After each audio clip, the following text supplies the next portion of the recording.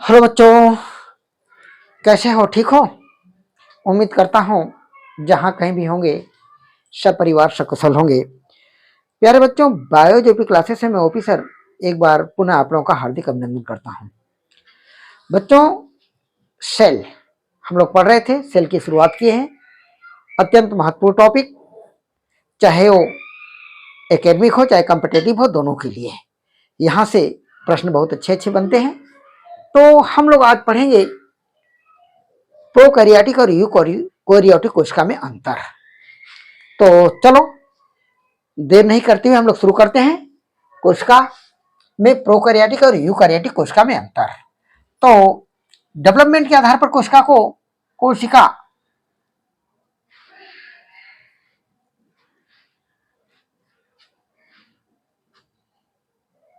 विकास के आधार पर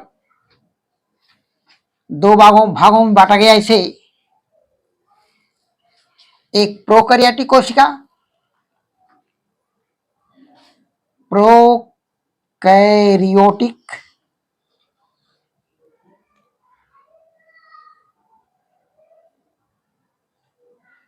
कोशिका और दूसरी यूकैरियोटिक कोशिका। यूकैरियोटिक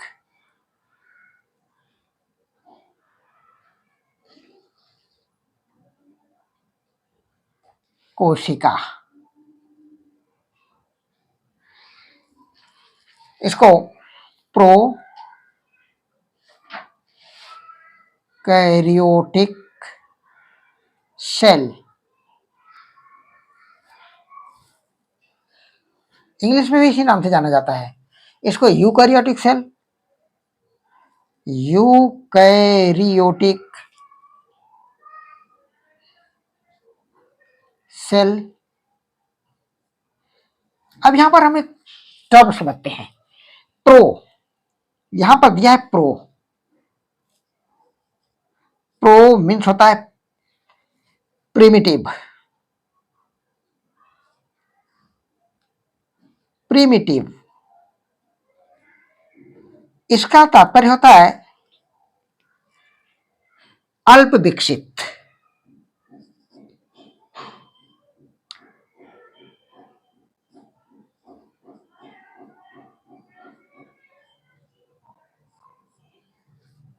और दूसरा यहां पर यू, टर्म यू लिखा हुआ है। यू का मतलब होता है वेल डेवलप। वेल डेवलप इसका हिंदी का में अर्थ अगर हम करेंगे तो पूर्ण विकसित।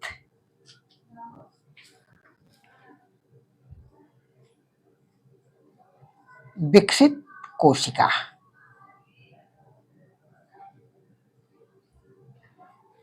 ये हमें अर्थ मिला, इसका शाब्दिक अर्थ मिला। अब यहां से हम इसमें प्रोकैरियोटिक कोशिका में पहला पॉइंट हम लिखेंगे कि यह आकार में छोटी होती है। छोटी होती है। आकार कितना होता है? 1 माइक्रोमीटर से लगभग 10 माइक्रोमीटर तक इसका आकार होता है। और यह भी जान लो कि 1 माइक्रोमीटर बराबर 10⁻⁻⁶ मीटर के होता है। बहुत महत्वपूर्ण प्रश्न यहां से बन जाएगा कि प्रोकैरियोटिक कोशिका का आकार कितना होता है। तो 1 माइक्रोमीटर से 10 माइक्रोमीटर तक होता है। एक नंबर का प्रश्न यहां से बन जाएगा। बड़ा अच्छा प्रश्न है। और नंबर इसमें पहला नंबर, यहां से हम लाइन खींच दे जिससे आप लोगों को दिक्कत ना हो। प्रोकैरियोटिक कोशिका, इसका आकार बड़ा होता है। कितना होता है? 5 माइक्रोमीटर से 100 माइक्रोमीटर तक होता है। पहला अंतर। दूसरा अंतर, महत्वपूर्ण पॉइंट, इसमें न्यूक्लियर मेम्ब्रेन एब्सेंट होता है, केंद्र की झिल्ली अनुपस्थित होती है। तो न्यूक्लियर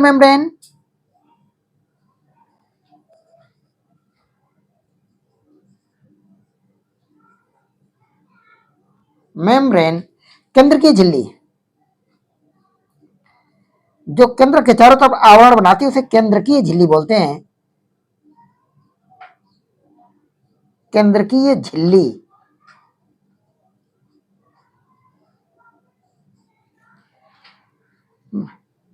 एब्सेंट,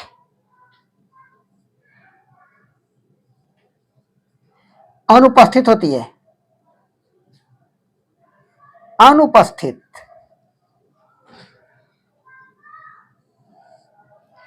और क्योंकि ये बड़ी कोशिका है तो इसमें न्यूक्लियर मेम्ब्रेन प्रेजेंट होता है, केंद्र की झिल्ली उपस्थित होती है। न्यूक्लियर मेम्ब्रेन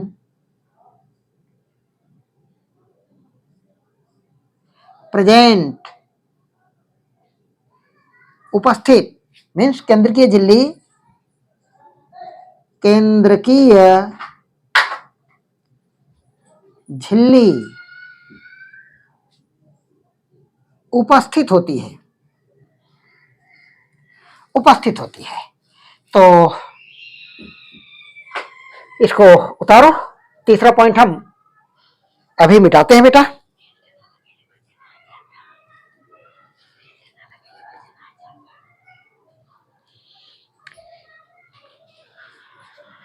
ठीक है, इसे मिटाते हैं बेटा। हम पहला पॉइंट मिटाते हैं, अब हम लिखते हैं दूसरा पॉइंट। दूसरा पॉइंट हो गया तीसरा पॉइंट।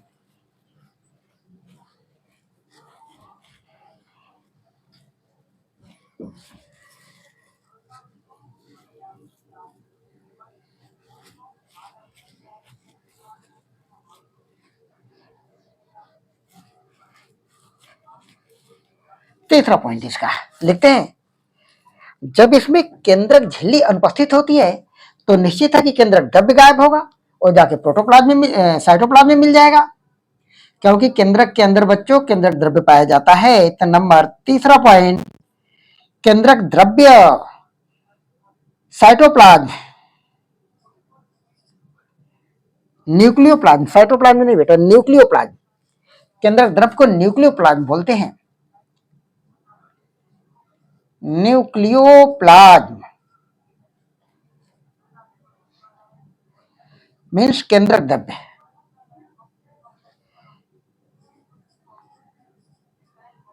केंद्रक द्रव्य जो केंद्रक के अंदर पाया जाता है। जब न्यूक्लियर मेम्ब्रेन नहीं होगा तो केंद्रक द्रव्य भी नहीं होगा, ये जाएगा कहां? साइटोप्लाज्म, कोशिका द्रव्य में जाके मिल जाएगा। तो अनुपस्थित,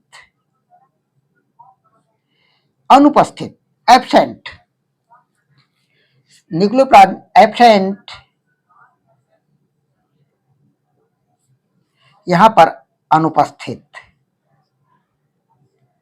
अनुपस्थित।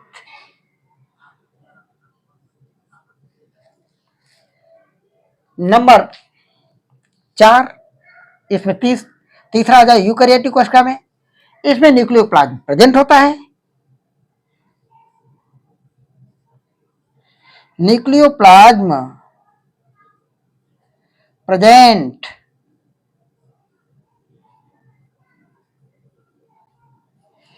क्योंकि केंद्रक के चारों तरफ केंद्र की झिल्ली पाई जाती है, ये वेल डेवलप्ड कोशिका है, इसमें अनुपस्थित होता है। नंबर 4, एक चीज दोनों में कॉमन है जो कि राइबोसोम्स, इसमें आरएनए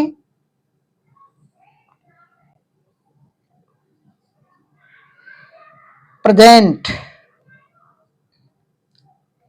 और होता है 70S type, S Svedberg unit of ribosomes, ribosomes की इकाई है एस, जिसे स्वेडबर्ग बोलते हैं। तो राइबोसोम 70S टाइप का, इसमें नंबर 4 राइबोसोम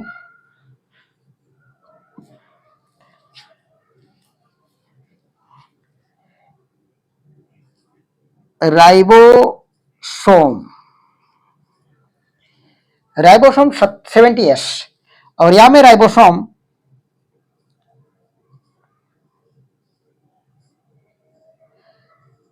80S टाइप का पाया जाता है। 70S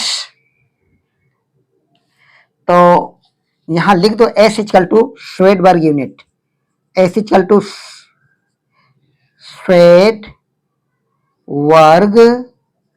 unit, Svedberg unit. Eukaryotic कोशिका में राइबोसोम SCS टाइप का पाया जाता है, लेकिन एक अपवाद है, यहां पर एक्सेप्शन मिल गया। एक्सेप्शन क्या मिला? माइटोकॉन्ड्रिया नंबर 1, माइटोकॉन्ड्रिया हिंदी में लिख दो माइटोकॉन्ड्रिया।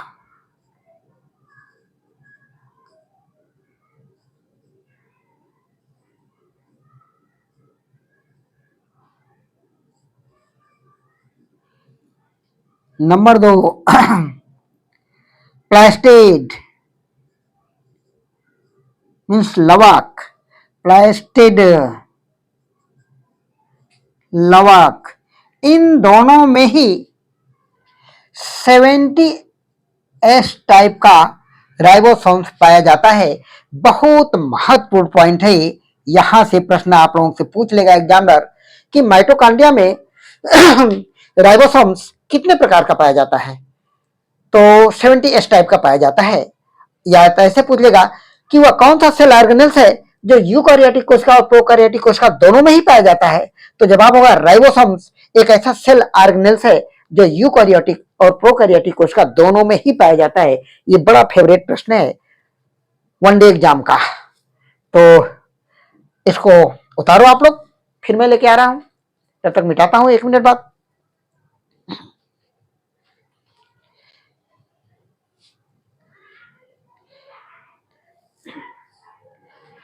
ठीक है बेटा, तीसरा पॉइंट, चौथा पॉइंट हो गया, पांचवा पॉइंट।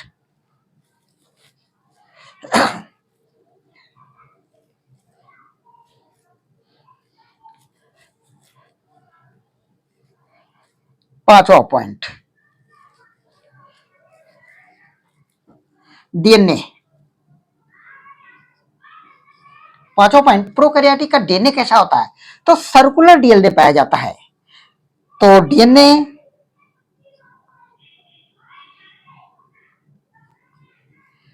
की आकृति वृत्ताकार होती है।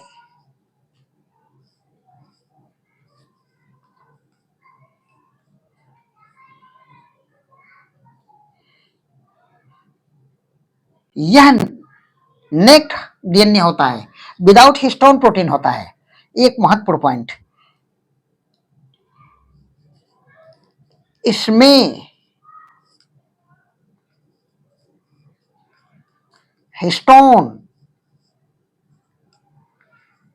प्रोटीन नहीं पाया जाता है।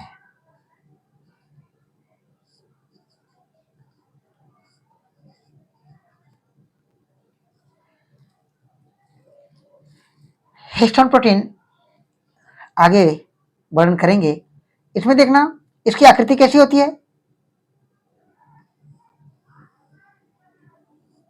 वृत्ताकार।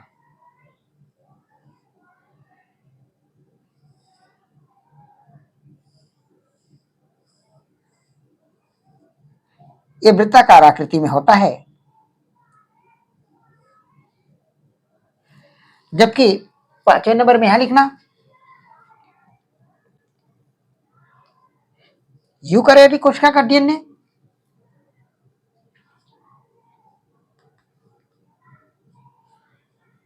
लीनियर होता है, रेखीय होता है।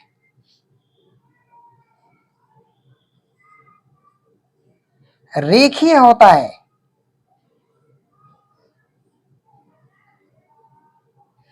और इसमें हिस्टोन प्रोटीन पाया जाता है।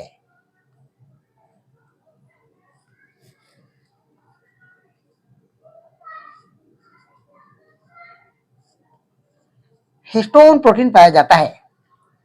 इस तरह से होता है इसका डीएनए।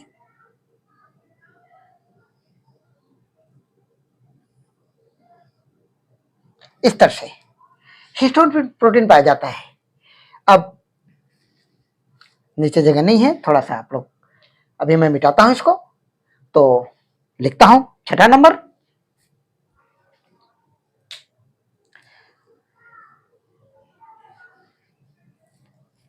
मिटा दूं। 6ठा नंबर, 6ठा अंतर इसका देखते हैं।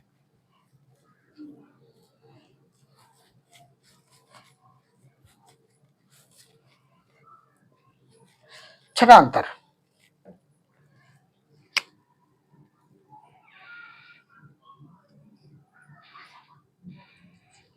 प्रोकैरियोटिक कोशिका में इसमें केंद्रिका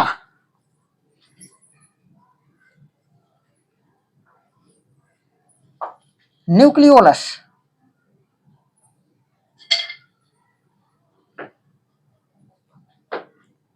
अनुपस्थित होता है। अनुपस्थित होता है क्योंकि इसके चारों तरफ तक केंद्र का आवरण ही नहीं पाया जाता है, तो ये जाएगा कहाँ? ये साइटोप्लाज्म में जाके सब मिल जाते हैं। और इसमें 6ठा नंबर, इसमें केंद्रिका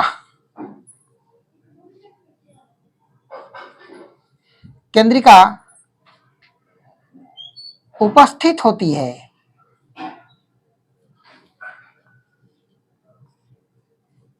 उपस्थित होती है, केंद्रिका उपस्थित होती है क्योंकि ये वेल डेवलप है। तो इस तरह से बच्चों हम लोगों ने 6 अंतर पढ़ा, जो बहुत ही महत्वपूर्ण प्रश्न यहां से बनते हैं। जैसे प्रोकैरियोटिक कोशिका का डीएनए कैसा होता है, इसमें राइबोसोम्स किस प्रकार का होता है, वह कौन सा सेल ऑर्गेनेल्स है जो प्रोकैरियोटिक और यूकैरियोटिक दोनों ही प्रकार की कोशिकाओं में पाया जाता है, और प्रोकैरियोटिक कोशिका की आकृति कितनी होती है, आकार इसका कितना होता है, और यूकैरियोटिक कोशिका का आकार कहां से कितना होता है। तो इस पर प्रश्न एक एक पॉइंट पर इसका प्रश्न बन जाता है। इसलिए इस वीडियो को जरूर पढ़ना, समझना। मिलते हैं नेक्स्ट वीडियो में, तब तक के लिए धन्यवाद।